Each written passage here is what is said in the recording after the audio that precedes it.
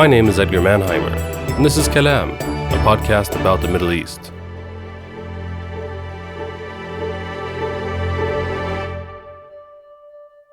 Do you know anything about that? What can you report at this stage?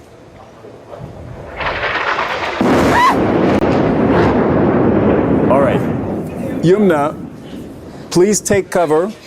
If you are in a position to do so safely, you can explain to us what we're happening. If you are not in a position to do so safely, then please get to safety. No, it's okay. This is a missile attack on Palestine Tower, right in the middle of Gaza City. Youmna, take a moment to breathe. This is the moment on the 9th of October 2023 when the Palestinian journalist Youmna As-Sayed is forced to take cover when an Israeli airstrike hits a building right behind her. She's visibly terrified, but manages to go on reporting. Youmna As-Sayed is today's guest on Kalam, and we'll be getting back to her in just a second. But first, we'd like to recommend listening to the beginning of this series on Palestine, since we start out by telling the story of modern Palestinian history, and it's helpful to keep the history in mind when thinking about what's happening in Gaza right now. I'd also like to remind you to subscribe to Kalam in whatever podcast application you're using right now, and to please give us a rating. It helps other people find out about us. And if you'd like to support independent journalism about the Middle East and Palestine, you can do so by signing up to our Patreon community for just $3 a month. This membership comes with bonus material and full-length interviews. Now, on to the show. Youmna As-Sayed was for many people, including myself, the media face of the war on Gaza. She's Palestinian Egyptian and was living in Gaza on October 7. Soon, she found herself in the surreal position of reporting on the same calamities she herself was facing. Youmna and her husband and her children were displaced several times during this war on Gaza, and at times they did not have enough food or water. Youmna has since chosen to evacuate Gaza for the sake of her kids. At the moment, she's traveling around the Western world, advocating for the Palestinian cause. Youmna As-Sayed needs no further introduction. Suffice it to say, I was struck by her bravery and humanity when she graciously consented to give me an interview during her recent trip to Stockholm, Sweden. So, without further ado, here's Youmna As-Sayed.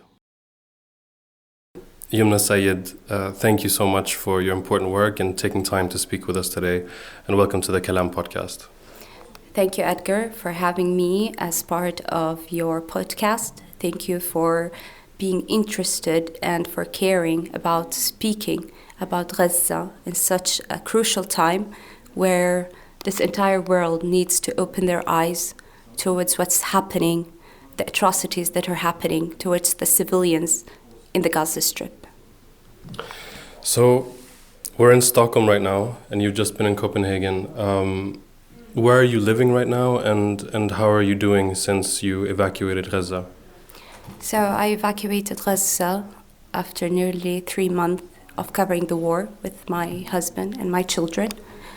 We were of the few lucky people who survived this genocide and were able to evacuate to Cairo, Egypt. This is where we're taking shelter now. Of course, I do have an Egyptian passport, and so do my children. But my husband doesn't.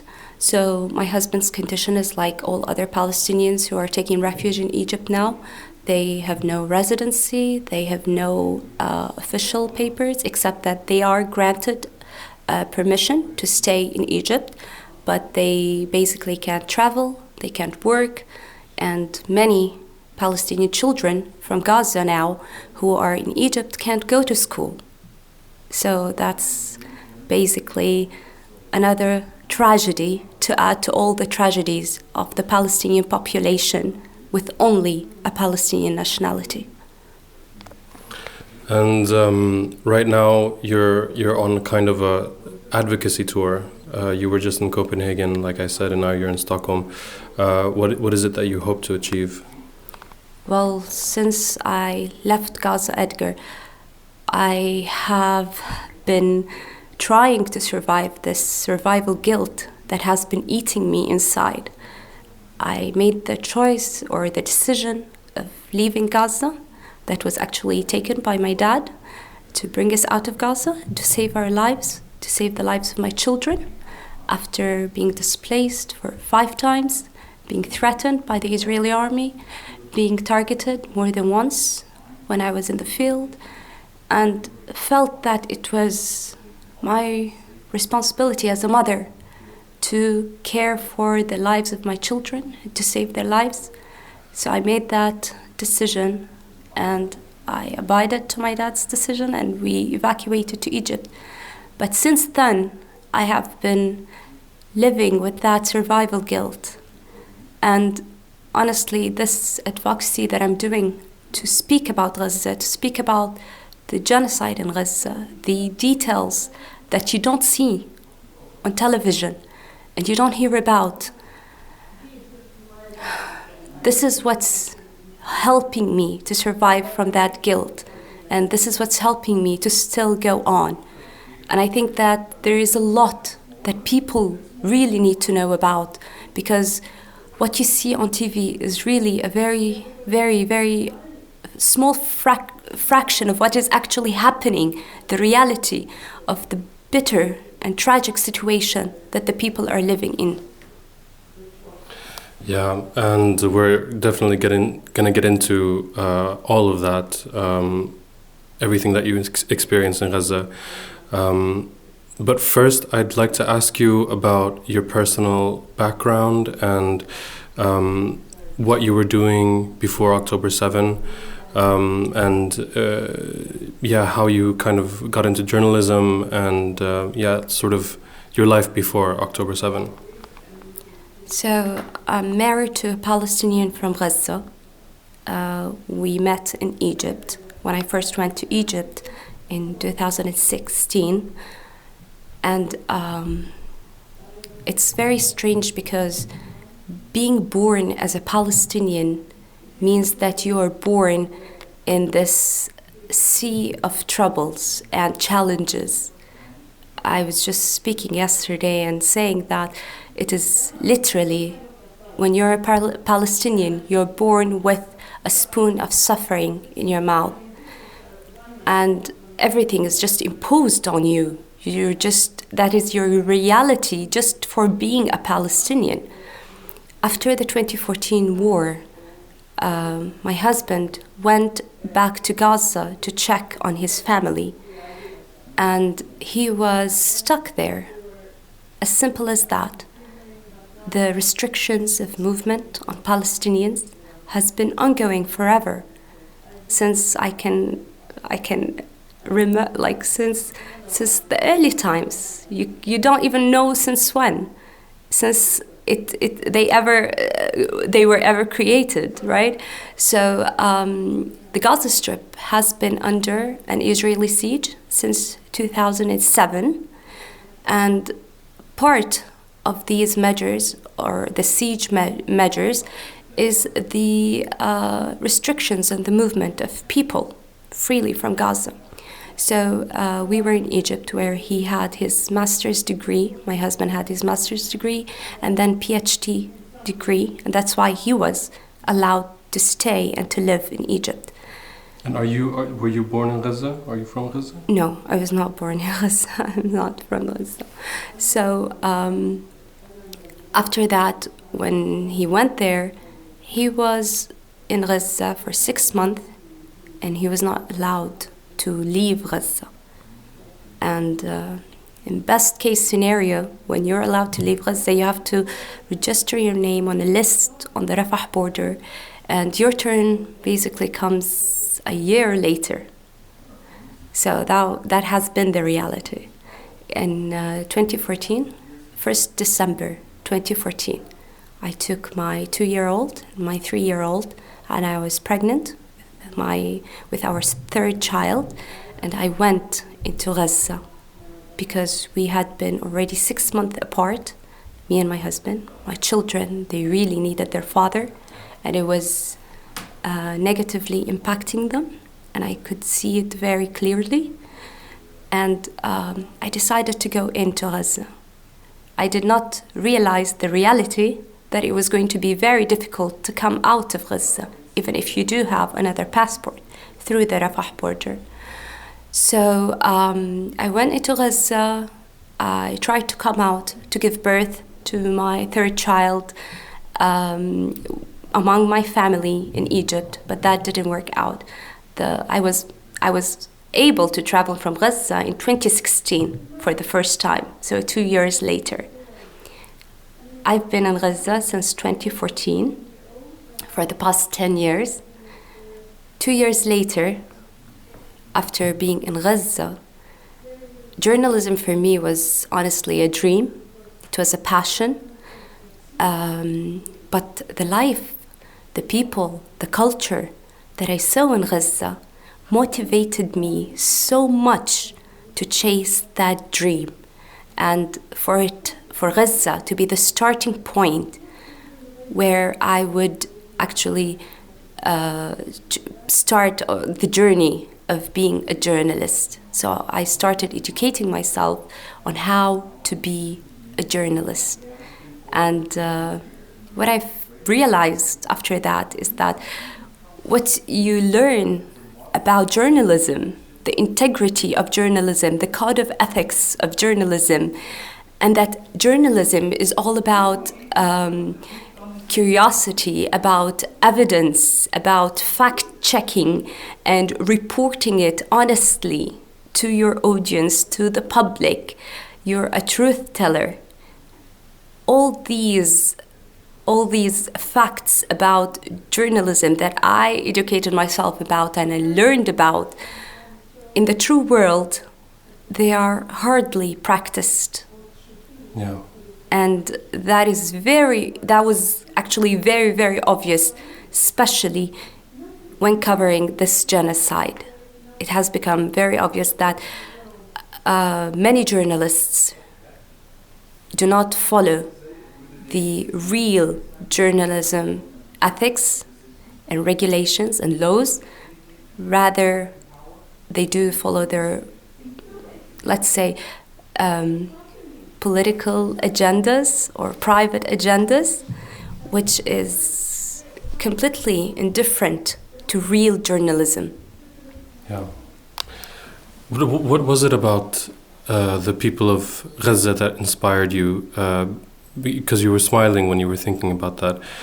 Because I think in the West we either have an image of Gaza as like Hamas and radical Islamists, or victims and people that are being bombed. So tell us a bit about the spirit of the people of Gaza and the beauty that you were talking about. So as you mentioned, this was also the idea that I had about Gaza, because this is all you could hear about Gaza in the outside world, in anywhere, whether in the Middle East or in the West. Gaza was an unknown territory, basically an impoverished territory by the Israeli occupation, long-lasting occupation. All that people knew about Gaza was that it's a territory under siege that has ongoing conflicts and wars, and people did not really care what the history of Gaza was. They did not even care about the beauty of Gaza.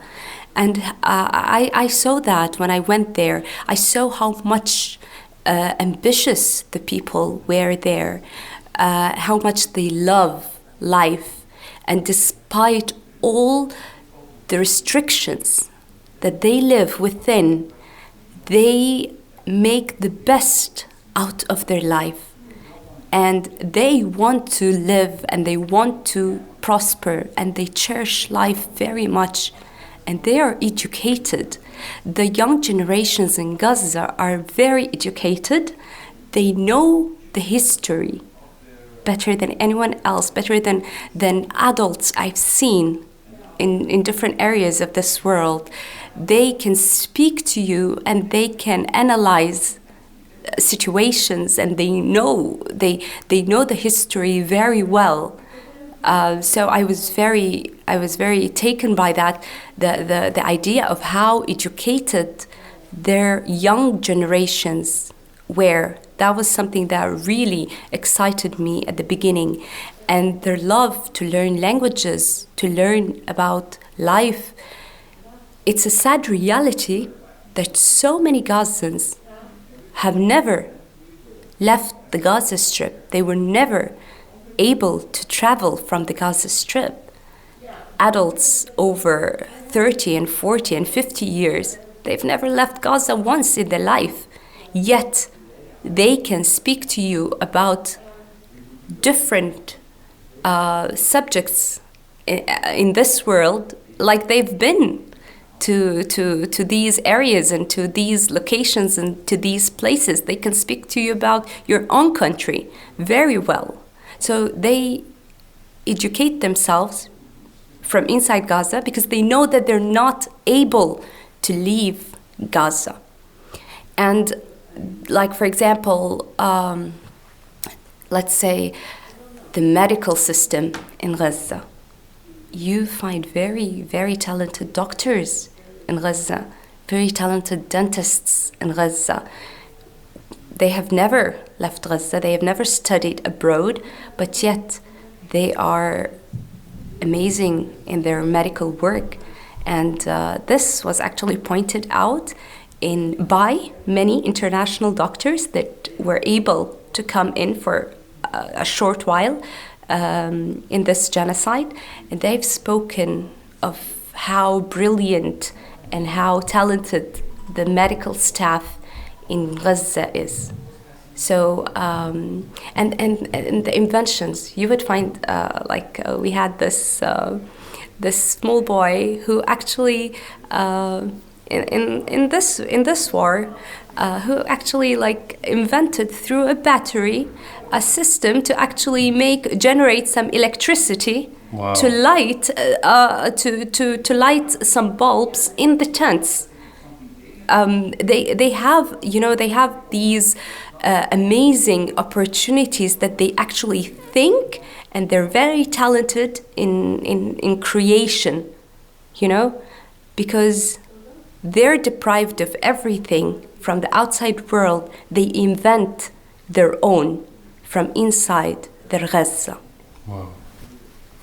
Youmna, you were really the face of much of the early reporting on the war in Gaza in 2023, and I was in Cairo for a lot of that period in October and November, doing reporting from there about the war and about how Egyptians were viewing the war in Gaza and the Palestinian issue. And I remember clearly when I was sitting in my room typing away my own reports, I just had Al Jazeera on all the time, and I just constantly saw your face, and I was struck by your professionalism and your courage. And I in fact saw this infamous, really scary scene where a building was hit right next to you. What was that like for you, reporting on something that you yourself were experiencing, insofar as you had to escape bombs and at the same time report on people escaping bombs? How was that? It was actually a lot of mixed feelings in these situations, because at the end we're human beings. I was terrified most of the times. I was afraid. I tried to keep myself safe as much as I could. But safety was really not a choice that was easy for us to make, because basically everywhere was targeted in Gaza. And but the good thing is that when you're in Gaza, when you're a resident of Gaza and you're a journalist at the same time, you don't need anyone to tell you the information. So when that building was struck behind me, it was a residential tower. It was one of the largest towers in the middle of Gaza City. And it terrified me because it came by surprise and it was very loud. Of course, in reality, it is so much more terrifying than what you see on your screen. But as soon as I I tried to restrain myself, and I looked there. I could identify the name of the building. I could identify which building it is. I know what this building is, and I know that it's a residential building. I know how many offices it has, what the offices are. I know exactly the location. So that's a privilege for a Palestinian journalist in Gaza. Gaza is a small place where we actually know everything in it. So maybe if it was another journalist from outside Gaza, he would be like, I don't even know where this place is, but it seems like a tower was hit. But you can't deny the pain. You can't deny the terror that you feel in these situations. At the end, we're human beings. We have feelings, we feel. And it has been so many other situations, like reporting. I at the beginning of the war also, that was on the second day. Just like a couple of days later, I was reporting about a massacre that happened in Jabalia refugee camp in the Trans area. And that, like, we went there.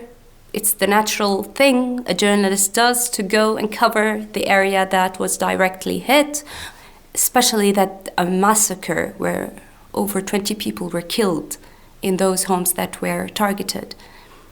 And that day, another targeting happened. And I just found myself in a situation where I need to run for my life, literally run for my life. And I might be lucky and survive, or I might not survive. So these situations, they break you inside. You know, they really break you inside. They really affect you inside. And you think a lot about a lot of things in these situations. You just see like the entire tape of your life going by. I always saw my children. That was my greatest fear, to lose them or they lose me.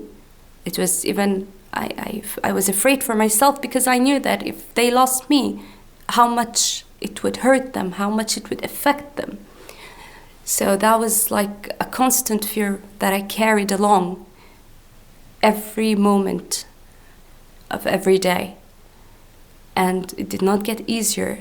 It just got worse and worse every day. In any other place, as a journalist, you are granted that right to go and report, because it's your legitimate profession, right, labeled as a journalist, to be covering such attacks. But in Gaza, a journalist is a legitimate target for the Israeli occupation, for the Israeli army, at all times, in all areas. And that was it was an immense struggle for us. We're trying to do our job, but at the same time, we're trying to save our own lives. We're trying to keep ourselves alive. You imagine like how difficult it is? It was always like that. It was anywhere like that. Even when we were reporting from hospitals, which are supposed to be the relatively safe places, the hospitals were targeted. The yards of the hospitals were targeted. The vicinity of hospitals were targeted, and that also inflicted on us. The fact that from day one, our offices were targeted one after the other. It left us with very little equipment to work with. But yet, our motivation to cover this genocide was greater than all these challenges. Because it was basically where, you're telling the story of your people and your land, and you are part of these people that are getting bombed. So when you speak about homes or areas or neighborhoods being bombed, you're actually talking about your own home and your own people and your own neighborhood being bombed as well. So you're just basically telling people your own story, just in a larger picture. Yeah. I mean, I've personally been shocked at journalists around the world. I mean, many have acknowledged, but many have not, the fact that this has been the deadliest period for journalists in the entire world in recent memory. Over 100 journalists have been murdered in Gaza. But I wanted to ask you about, I've heard you speak in other interviews that very early on you realized that this is not like other wars. Gaza has been bombed many times and Hamas has fired rockets many times, but this, you immediately sort of knew that this was different. When did you realize this? Well, since Israel started its attack on Gaza, it made it very clear that it was actually targeting civilian infrastructure, civilian homes. The statements of the Israeli ministers on the very first beginning, on the first days, saying that they will cut all water supply and all energy supply and impose a full blockade on Gaza, which has already been under Israeli siege for the past 17 years, was a clear evidence that this is a genocide on civilians and not a war against Hamas fighters. Because when you deprive civilians, living civilians, of the very basic necessities of life, which is water and electricity, you're actually taking their life away. And then the indiscriminate bombardment, and I call it indiscriminate because that is the correct term to define it, of bombarding civilian homes, entire neighborhoods. It's terrifying. Entire neighborhoods were bombarded. I mean, Jabalia, Beit Hanun, Al-Brej, Gaza City, entire neighborhoods completely wiped out. Nothing was spared. No one was spared. The numbers of civilians that were killed every hour, not every day, every hour, was scary. It was terrifying. From day one, this was a clear genocide. We did not have to wait for the first week, because clearly by the first week there was not just the imposing of the full blockade, the cutting of the water, the energy, the indiscriminate bombardment, but also the ethnic cleansing, the beginning of the displacement of over half of the population of the north and Gaza City, evacuating them to the south, or asking them to evacuate to the south, which is also not spared of the indiscriminate bombardment, and which is also living under the same inhumane conditions, without water, without electricity, without drinking water, without fuel. And the bombardments that targeted each and every area in Gaza, whether it's a shelter, UNRWA schools that were shelters for many Palestinians. Thousands of Palestinians were killed without this world even saying anything about it or even condemning it. Like I can't really comprehend when I think about all these atrocities that have been committed. How can you not call them atrocities? That is the right definition of an atrocity and a crime, to bomb unarmed civilians that are sheltering in a recognized shelter, a UN shelter, a UN school, to bomb a hospital, to continue bombing all the civil institutions and infrastructure for the people, and to deprive them of all their basic living necessities, and then you're still not willing to call this a genocide, is just completely ignorant. I think many people have seen the absolutely terrifying images of bombardment and of children and women dying and being, buried under rubble. But the day-to-day experience of not having drinking water, can you tell us a little bit about what that's like? So, water. Like, can you imagine not having water?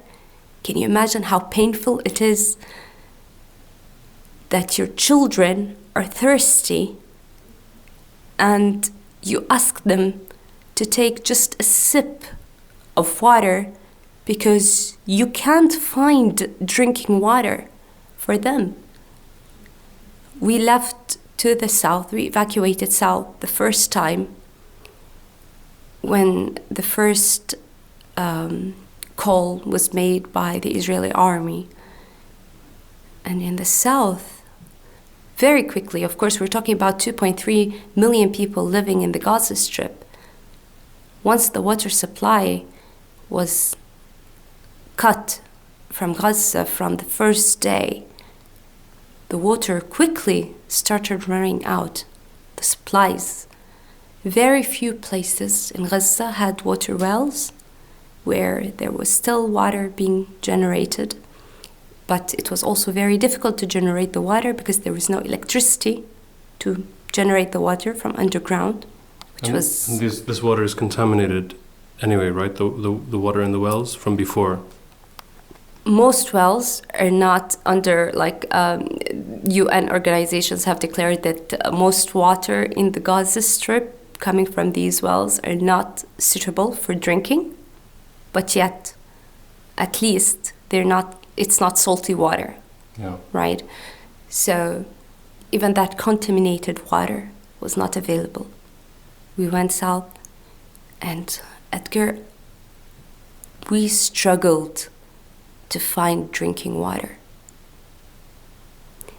And that feeling that my children are thirsty and I can't provide them with water, it was just too painful to endure. I felt like the bombardments are ongoing anyway, whether in the north or in the south, but to die from thirst, it was just indescribable. It was something too difficult for me to understand, right? So we decided to return back to Gaza City, to our home in Gaza, where we had a water well in our building, because we wanted to die with dignity, not being deprived of drinking water. So we made that call and we took that journey back under the bombardments, and we stayed in Gaza City. We were able to drink water because we had water, and I am lucky because I'm one of the people who had a filter in my home, and other families who also returned with us to our building, they didn't have any water in their homes. So we basically filled up bottles for everyone in the building, which was a good thing. But then the bombardments, of course, got worse and worse, and we were trapped in our apartment, in our building, and we were not able to leave under the heavy bombardments that were non-stop. They were relentless. And that's when I got the warning call, saying that the warning call or the threat came to my husband on his phone by a private number, someone who identified himself as an IDF officer, telling my husband clearly, we know who you are. He identified him with his full name, and he told him, we know who you are. Take your family and leave your home, otherwise your lives are in danger. And my husband's response was, you know that our area is under heavy bombardment. How can I take my children to the street under this heavy bombardment and risk them getting killed? And he just replied, this is your problem, not ours. So we weren't able to leave. And it was very obvious that if we left, we could have been bombed very easily. And so many times I did my lives on the phone with Al Jazeera at that time. And every single time it was a live, whether it was in the morning, in the afternoon, or in the evening, the bombardments, the airstrikes were clearly heard. Like they were non-stop, like it was ongoing and ongoing and ongoing. Of course, days later, we were forced to leave the building and our apartment when the Israeli soldiers were just 20 meters away from our building on another tower just opposite to ours called Mushtaha Tower, and they started shooting. They started shooting at our windows just like that, not caring if they're going to actually kill us that way or not.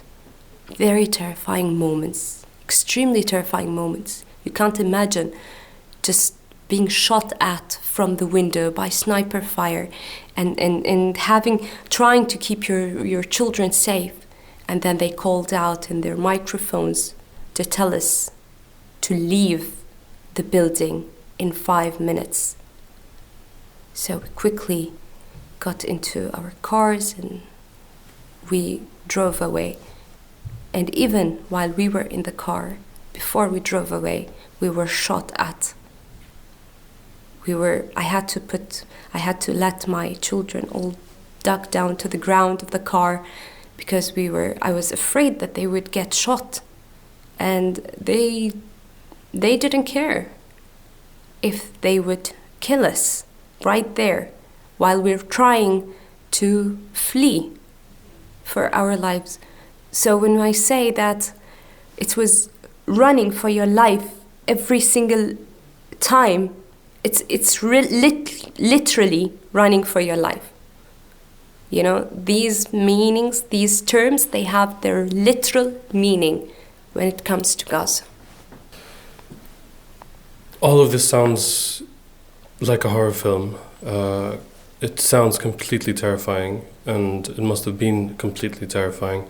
And yet throughout all of this, you keep doing lives for Al Jazeera, you keep putting together reports, you keep working, as a journalist myself on the field, I know the intense tempo of news production.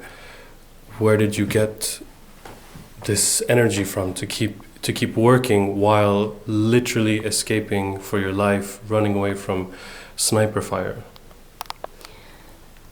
Well, I'm not going to lie. So many times I felt like I lost all my energy. I had no energy, not physical, neither emotional energy to continue going on.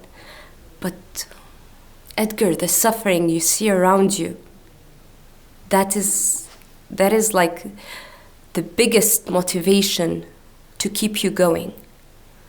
The knowledge that you are the voice of these people that have no voice gives you that energy to keep going. So every single time I felt that I can't go on anymore, I told myself that I can't act selfish now. I can't give up now. If I give up now, I won't be able to go on. I had to be strong for my children first. Because when they see me strong, they're strong. They can survive. This was something my 8-year-old told me. She told me, when we see you crying and when we see you weak, we see everything black, you know? And she said, you have to be strong so that we survive. And she's my 8-year-old. And that day I made the promise to myself that I won't give up. I won't give up. Many times I was devastated, I was broken, I was desperate. I wanted this to end. Many times I just wanted to die because I was tired of fighting for survival, trying to survive. But I always wondered, what happens if I give up and die? There's a lot to be done. There is a lot to be said. There is a lot to be reported.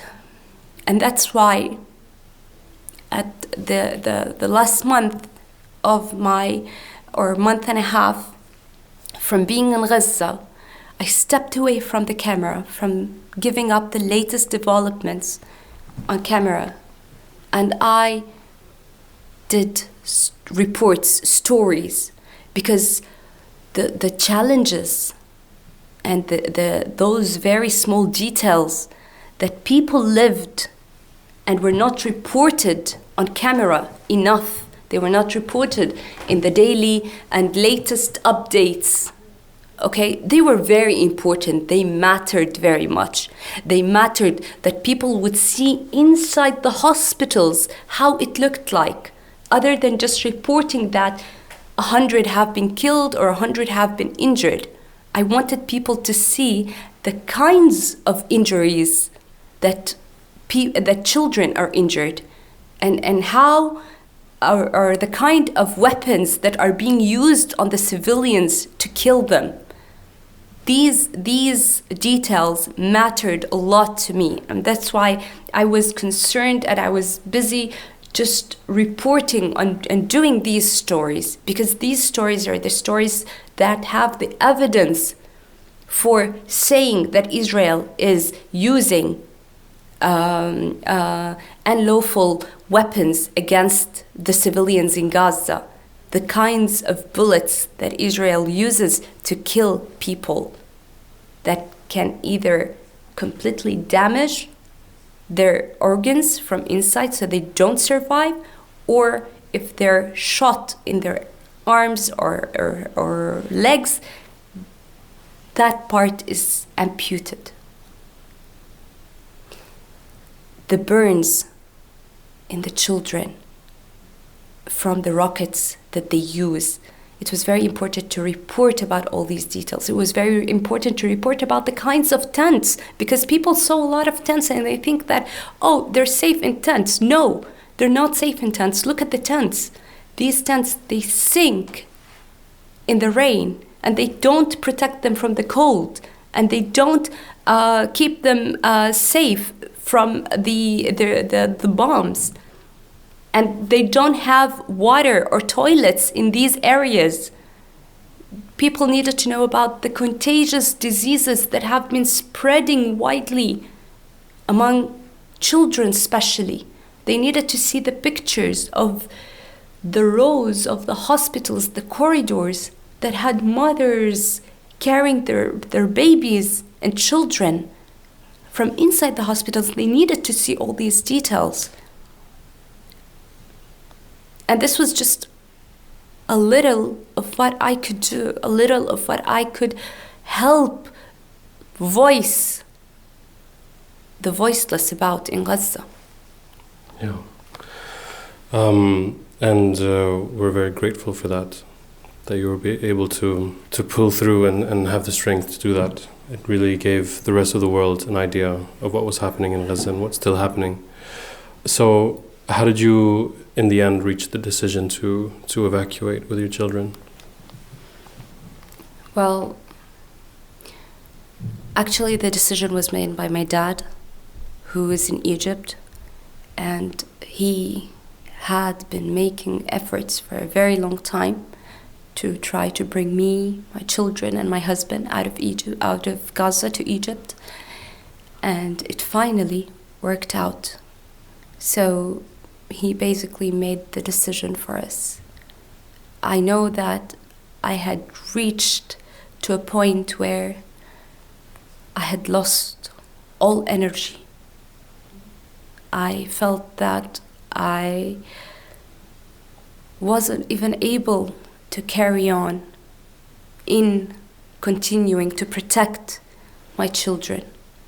I had already evacuated 5 times from place to another. Same struggles, just worse day after day. It was not just water now, it was even food, where some days I just had 1 pack of biscuit to distribute on my 4 children, 2 biscuits each, until I was able to get them a loaf of bread to be divided on them. It was this bad. It was this difficult. I evacuated to the south on foot with my children and my husband, and I wasn't able to take any clothes with us. So I didn't find any clothes for my children, Edgar, my 5-year-old. I didn't find her anything to keep her warm. Can you imagine how painful that is for a parent? That you know that you can't keep your own child warm? Because basically there was nothing left. Nothing is entering Gaza. And what we were in summer, and winter approached, we entered winter, and there was nothing in the markets, no winter clothes left. And it was just getting worse and worse. The challenges were getting more and more complicated every day. And I felt that I didn't have the ability to protect them anymore. So I heeded and I evacuated the Gaza Strip with my family safely to Egypt. But speaking about Gaza now, around the world, is what I can continue to be doing for Gaza. Yeah, Youmna Sayed, thank you so much for your time, and I know that you have a busy schedule. There is a huge amount of support for Palestine, especially right now going on in many university campuses in the US, and it's starting in Europe as well. How do you feel when you see things like that? I feel that they're very essential and very necessary, and I believe in the power of people. And this is what I have been saying over and over. We need the people to continue shouting out for this genocide to end. But it's not just the ending of the genocide, it's the ending of the genocide, it's the flowing of humanitarian aid into the Gaza Strip. It's basically the allowing of international organizations to enter the Gaza Strip, the crucial need for support and solidarity around the world for the people of Gaza. The power of the people is very important, and it matters a lot. And one voice can't do a lot, but the more it spreads, the more powerful it is, and then a change can be really done. Yes, indeed. Thank you so much, Youmna Sayed, for speaking with us today in the Kalam podcast. Thank you, Edgar. Very delighted to be here and for being heard out in your podcast. Thank you. That was the Palestinian-Egyptian journalist Youmna Sayed and the 8th episode of Kalam. I hope you enjoyed it. Last week, I said I would be interviewing the Palestinian-American filmmaker Munir Atallah this week. Rest assured, I will be publishing that interview. But things are happening so fast on the ground right now, everywhere from Gaza to the US, that on this episode, I'm going to refrain from predicting who I'll be speaking to next week. But to find out more, follow us on social media at Kalam Podcast. Until then, that's all from us.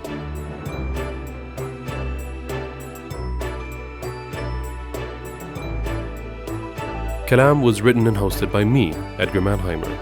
Research and production by Sam Karl Samra, poetry reading in Arabic by Khulud Saghir, and sound design by Arthur Mannheimer.